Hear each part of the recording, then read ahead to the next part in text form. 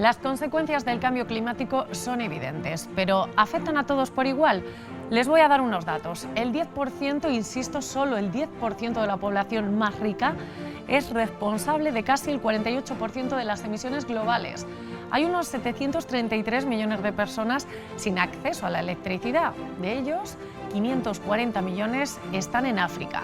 Y paradojas de la vida, aquí las consecuencias de estas emisiones son catastróficas ya. La subida del nivel del mar podría provocar que más de 800 millones de personas pierdan sus hogares y tengan que emigrar. Y adivinen, esto afecta más a los países del sur. Son datos de Manos Unidas, con quienes nos sentamos hoy mano a mano, además con un testimonio en primera persona. Bienvenidos.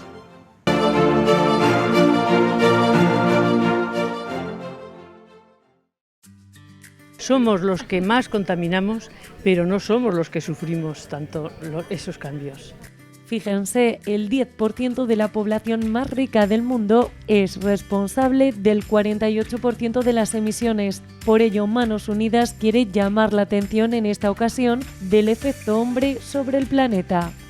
Tenemos esperanza, por eso es esta campaña. Yo que he estado ahora en Ecuador, he visto que ya las consecuencias las han sufrido, pero que tenemos que ayudarles a ir avanzando ellos, a que la tierra se recupere, porque la verdad es que la tierra, si no se recupera, allí no hay que comer y tampoco hay que beber, porque el agua está contaminada en esta zona de la Amazonía y las cosechas son muy malas porque la tierra se ha vuelto estéril. Y para dar testimonio de ello, Manos Unidas ha contado en Albacete con la presencia de un misionero que viene de una de las zonas más afectadas por esta crisis climática.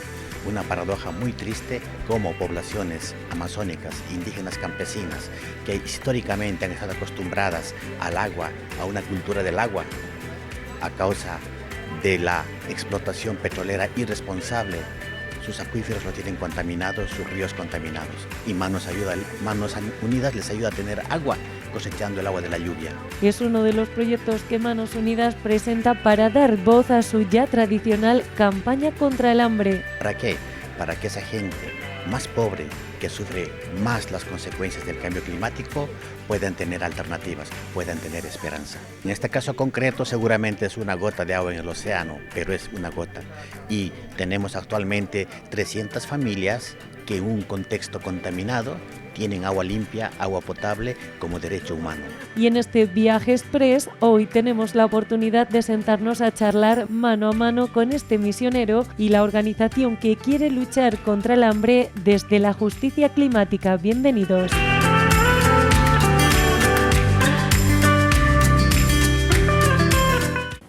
Bien, pues ya lo han visto, esta noche hablamos de Manos Unidas y les decía yo que les hablamos también con un testimonio en primera persona. Es lo que están haciendo por todo Albacete a lo largo de esta semana. Les presento rápidamente a Celia Monteagudo, ella es la presidenta delegada de Manos Unidas en Albacete. Bienvenida, buenas noches. Muy buenas noches y muchas gracias. Decía yo, vienen casi siempre, cada año, con un testimonio en primera persona y en este caso tenemos a Carlos Vicente Alconcé, misionero boliviano, ¿no? Bienvenido, buenas noches. Muchas gracias, buenas noches.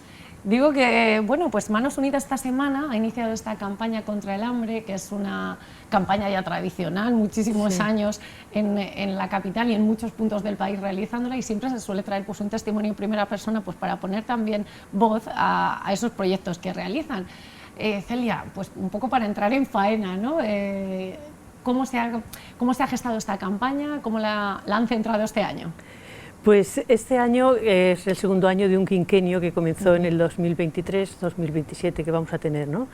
Entonces, en este quinquenio, este año concretamente nos vamos a centrar en el factor humano, la importancia que tiene, para bien o para mal, lo que haga el ser humano, lo que hace la persona. Estamos viendo que hay un maltrato al planeta, que ya es evidente, y entonces pues todo lo vamos a centrar muchísimo en el cambio climático, quiénes lo producen, quiénes lo padecen, y más o menos pues va a ir sobre eso. Y para ello hemos invitado este año a Carlos Vicente Alconcé, que él es, procede de una comunidad indígena quechua de allí de Bolivia, y ha estado siempre, 29 años según tengo yo leído, 29 años trabajando por la cooperación para el desarrollo.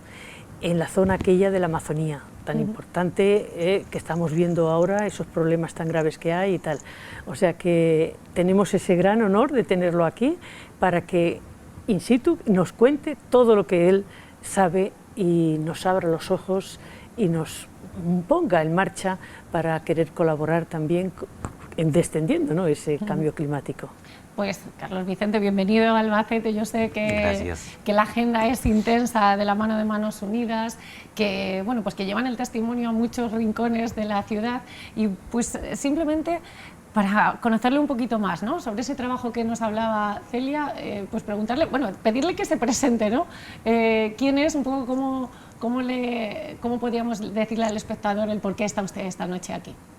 Bueno, soy Carlos Vicente Alconce Chiri, soy boliviano, soy indígena quechua aymara y pues estoy vinculado a los proyectos de Manos Unidas desde hace muchos años.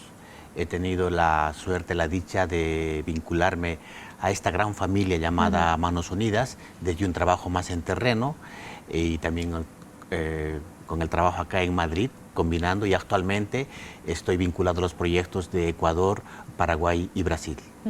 Carlos Vicente, ¿cómo se nota el factor humano en estos territorios que nos comentabas? Porque bueno, se centra en el cambio climático, en las consecuencias que esto tiene, sobre todo pues en este caso en las poblaciones indígenas. ¿Cómo lo están notando allí a día de hoy? En esto yo pienso que hay una paradoja, podríamos decir, porque se da el triste panorama que quienes contaminan más son el 10% de la población y quienes no contaminan y sufren las consecuencias de lo que está pasando en el mundo son la mitad de la población que es pobre, ¿no? Que suponemos que no hay contaminación, ya eran pobres. Con la contaminación son los que más sufren los efectos de lo que estamos viendo, de lo que estamos percibiendo. Es esa gente. Celia, hablaba Manos Unidas que decía, bueno, pues este cambio climático ahonda más en las desigualdades, que muchos parece como que no nos damos cuenta, ¿no? Decimos, bueno, el cambio climático, las sequías persistentes, y como nos decía Carlos Vicente, hay lugares en los que pues esto repercute en el día a día y sobre todo en el futuro de estas poblaciones. ¿Por qué esa desigualdad relacionada con el cambio climático? Los datos que arrojaba Manos Unidas eran, vamos, arrolladores. La desigualdad la tenemos que ver desde el punto de vista de la educación que hemos recibido principalmente aquí.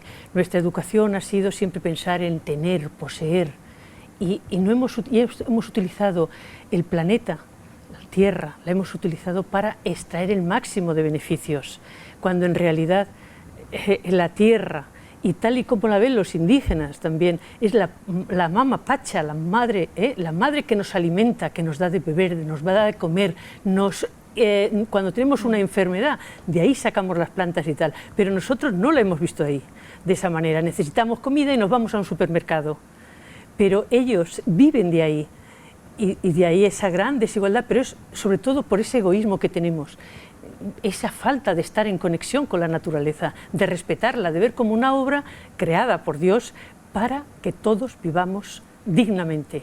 Y de la forma que están viviendo ahora los indígenas o los más vulnerables no viven con dignidad, porque les falta el agua está contaminada, los ríos, por supuesto, porque hay extracciones de petróleo y esas extracciones siempre hay alguna salida de los productos tóxicos y contaminan esas aguas, y de esas aguas beben y de esas aguas pues luego enferman. Entonces yo que he tenido la suerte de estar ahora en Ecuador, bueno, hace unos meses con él, él nos llevaba por allí, por aquellas tierras, por la Amazonía, también por la zona de la meseta, en zonas donde la gente ama tanto la naturaleza, nos tienen tanto que enseñar, y ha visto que ellos ni contaminan y sin embargo son los que sufren las consecuencias. Carlos Vicente, ¿cuál es el modo de vida en estos territorios? Bueno, pues mira, en ese viaje que hicieron conjuntamente, ¿no?, en la Amazonía, por centrarnos un poquito también en el terreno, allí, ¿cuál es el día a día? ¿Cómo vive la gente? Sí, quisiera hablar de la Amazonía, ¿no? Las comunidades con las que trabajamos pues viven bastante mal, porque se encuentran en una realidad tan dura que, imagínense, en la Amazonía, que es un lugar con tanta lluvia, no pueden consumir el agua de sus acuíferos, de sus ríos porque están contaminados por la acción humana, por la acción antrópica, principalmente de empresas petroleras que de forma irresponsable por décadas han extraído el petróleo y las aguas contaminadas, las aguas de formación que se llaman, no las han reinyectado como se hace ahora, sino que las han dejado así. Y claro, eso en décadas ha generado que el agua, el suelo esté contaminada y la gente no tiene dónde ir.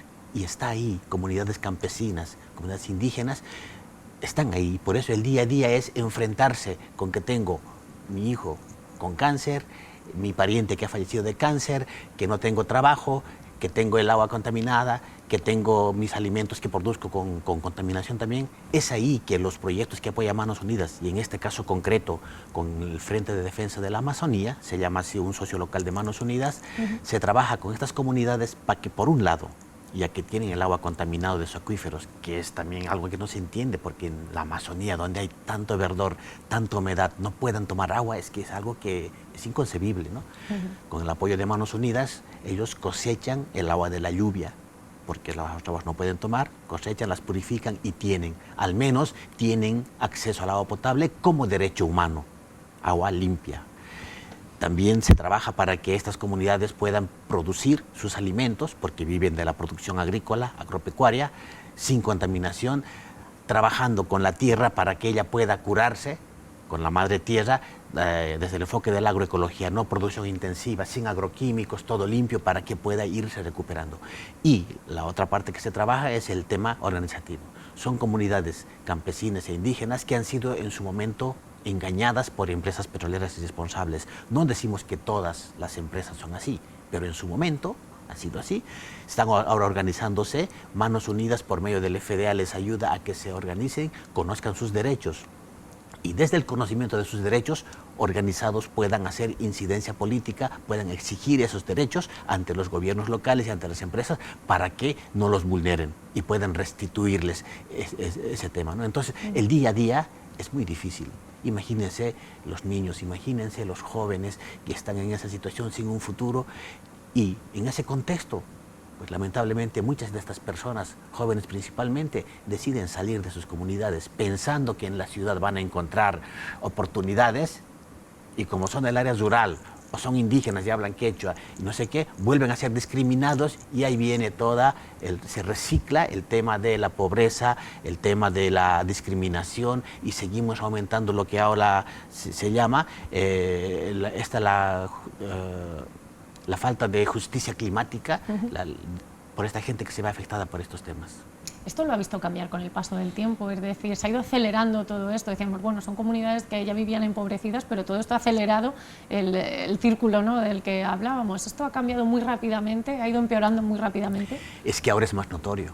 Ahora es notorio en todo el mundo, porque decimos en Manos Unidas, el cambio climático, bueno, podemos decir mejor, crisis climática afecta a todos y todas, pero no con la misma fuerza, porque algunos pueden defenderse, tienen medios, claro, tienen conocimientos para poder poner ciertas medidas y otros no, y por eso a ellos les afecta, pues son más vulnerables y por lo tanto ya eran pobres antes de esto y con esto, pues esto se manifiesta en los eslabones más débiles de la sociedad y esa gente vulnerable tiene rostro de mujer, rostro de niños, de niñas, de ancianos, es decir, la parte más frágil. Y es tan duro, tan injusto saber que esta parte de la sociedad que ya es vulnerable por sí misma tenga que cargar con todo este efecto, estas consecuencias del cambio climático, cuando no lo han contribuido en su generación, porque sabemos que otro trozo de la sociedad genera principalmente esta contaminación. Es otra reproducción de esta injusticia.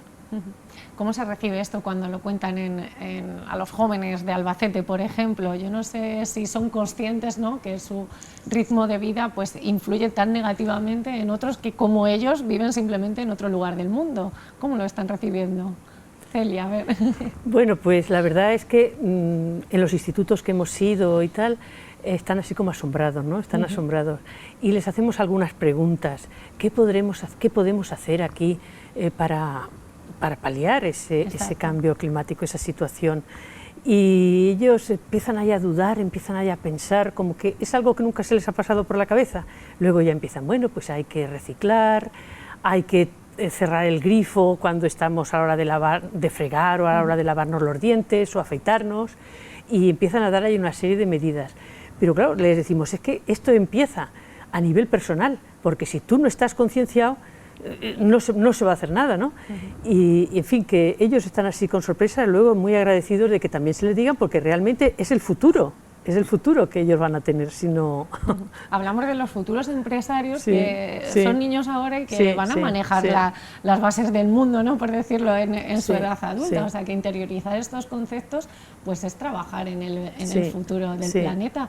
¿Cuál es el mensaje, Carlos Vicente, que le gustaría con el que se quedaran los adolescentes, los jóvenes? ¿Cuál es el mensaje que le gustaría que calara tras su paso por Albacete?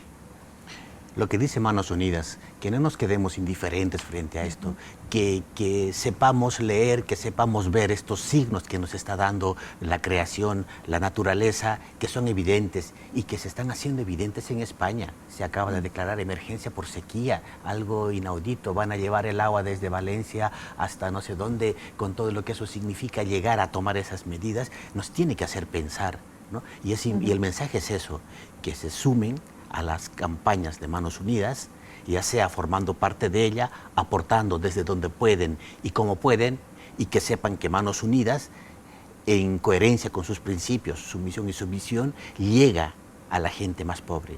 Y sabemos que más del 80% de los recursos van para los proyectos, porque Manos Unidas es como una gran familia.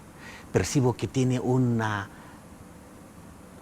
capilaridad social tan fuerte, tan enraizada en España, que hace que funcione con voluntarios. Voluntarios en todas las 72 oficinas, voluntarios en la oficina central, todos los cargos jerárquicos de Manos Unidas son voluntarios. Todo eso, en términos económicos, significa optimizar costes, y eso permite a Manos Unidas que los recursos lleguen en mayor magnitud a estos proyectos, para ayudar a estos cambios, a esta resiliencia de esas personas. Por eso el mensaje que puedo dar en esta campaña es que se sumen a la campaña y que sepan que el efecto ser humano, aunque ha sido el causante de tanta cosa, de tanta contaminación, aún puede ser el causante, puede ser el artífice para que esto pueda ser reconducido, regenerado.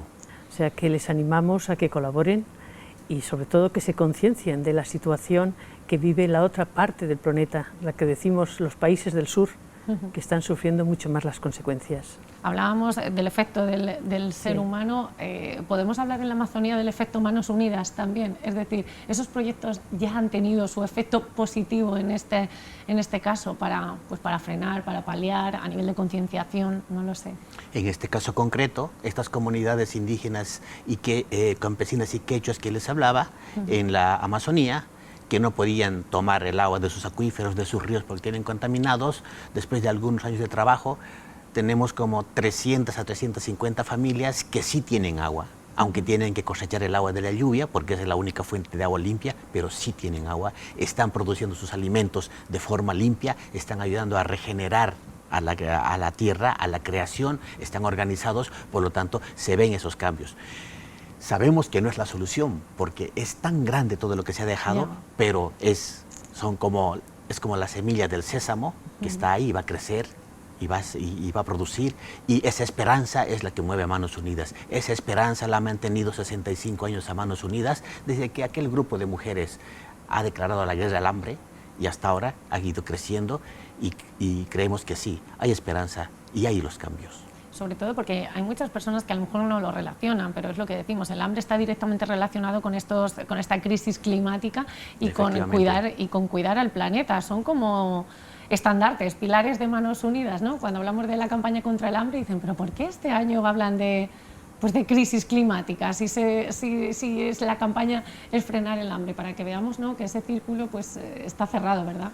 Sí, de hecho ha aumentado más el hambre, por lo que ha estado comentando el Carlos Vicente, porque las tierras se quedan baldías, o sea, donde hay petroleras y han dejado allí esos productos tóxicos, allí ya los animales mueren y ya no hay cosechas. Aparte de que el agua, como acaba también de decir, está contaminada, produciendo enfermedades. Entonces la gente pues se tiene que ir a otro lugar y cuando te desplazas de un sitio a otro también hay hambre. Bueno, y si te quedas aún pasas más hambre, ¿eh? O sea que está estrechamente relacionado. Para hacernos una idea, ¿en cuántos países está presente Manos Unidas en estos momentos? En estos momentos está 55 países, se puede llegar a los 60. pero en países donde no apoya la guerra, porque ahora mismo estamos viendo países donde hay guerra, no apoya para que haya para la guerra, ¿sabes? Luego sí que reconstruye, porque son proyectos de desarrollo. Entonces está ahí en esos países. ¿Qué es lo que más les preocupa ahora mismo? Pues eso, aparte de esta emergencia climática, ¿cuál es, en las consecuencias que ello tiene, qué es lo que más les preocupa? Hemos dicho, bueno, pues preocupaba el agua, el poder mantener esos cultivos. Bueno, pues se ha ido como sacando la fórmula para poder hacerlo. ¿Cuál es el siguiente paso?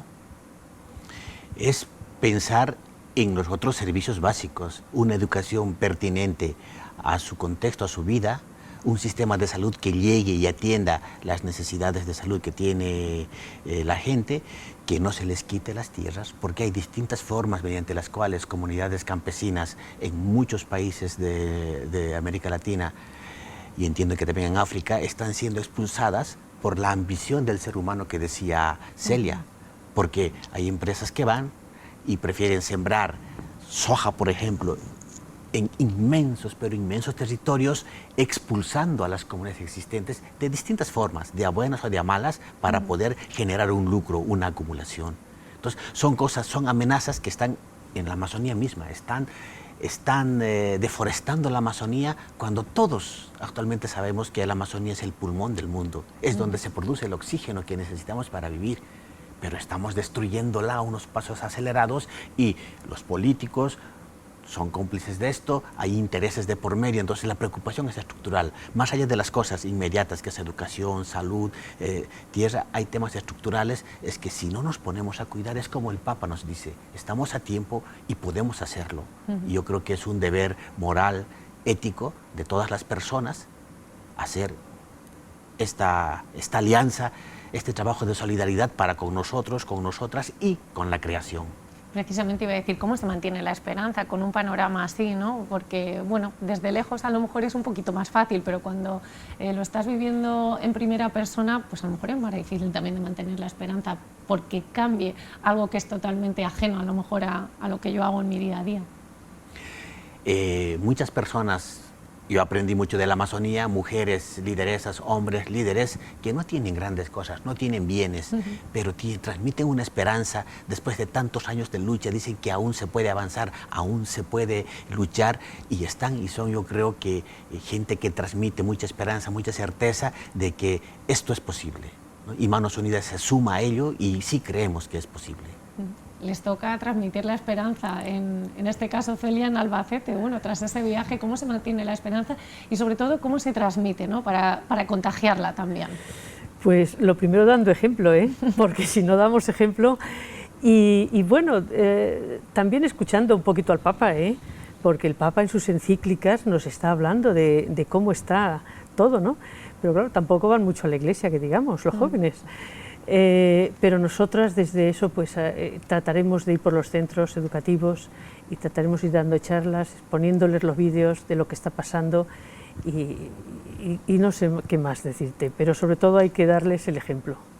Pues bueno, nosotros desde esta ventana intentamos transmitir ese ejemplo que, bueno, pues que lo transmiten ustedes con su trabajo y además es lo que decía al principio, las cifras de Manos Unidas, en este caso, en esta campaña, es que son arrolladoras, es que el 10% del mundo está arruinando prácticamente al resto del planeta y esto nos hace a todos pues, un llamamiento a la reflexión, ya que estamos todos dentro de este círculo.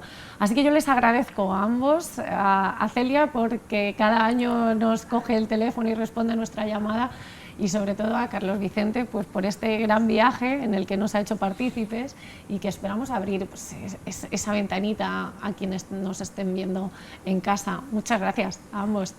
Muchas gracias a vosotros.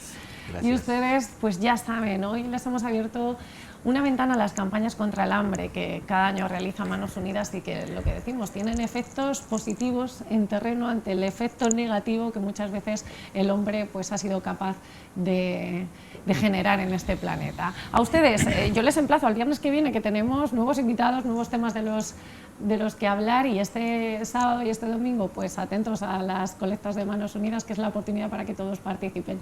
Sean muy felices, buenas noches, adiós.